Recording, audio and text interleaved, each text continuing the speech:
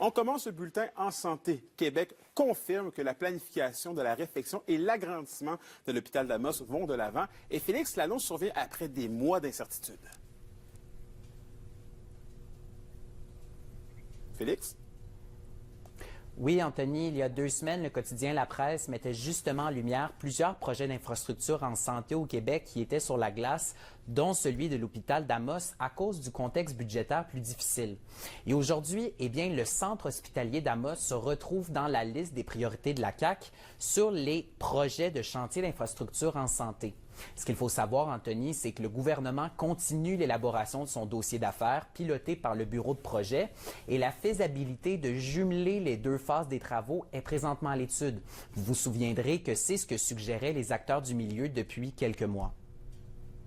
Je vous assure que le projet continue et les personnes concernées ont été avisées aussi. Nous avons rencontré toute l'équipe de la ville d'Amos, la Chambre de commerce, la MRC, pour informer, parce qu'on sait que l'hôpital d'Amos, le bloc opératoire, l'aménagement du nouveau bloc opératoire est essentiel.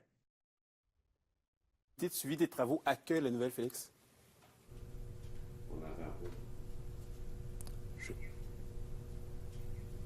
Eh bien, le comité de suivi de la construction de l'urgence, soins intensifs et bloc opératoire est soulagé de ne pas avoir été mis de côté par Québec. Le groupe est toutefois déçu de ne pas avoir la date exacte de la première pelletée de terre, mais étant donné que c'est notamment un bloc opératoire qui est en jeu, le comité est confiant que le gouvernement livrera le projet plus tôt que tard, vu l'importance d'un tel service. Et le porte-parole du groupe, François Lemire, affirme qu'il va continuer de suivre le dossier. On va continuer à maintenir la pression sur nos politiciens et sur le gouvernement pour s'assurer que notre position va être dans les premiers. Là. On veut être définitivement dans les hôpitaux qui doivent être construits, reconstruits, remodernisés. Le bloc est excessivement important. C'est le seul en région. Il faut que ça se fasse. Il y a des choses ici qui sont différentes d'ailleurs. C'est ce qu'on va mettre de l'avant pour nos prochaines représentations.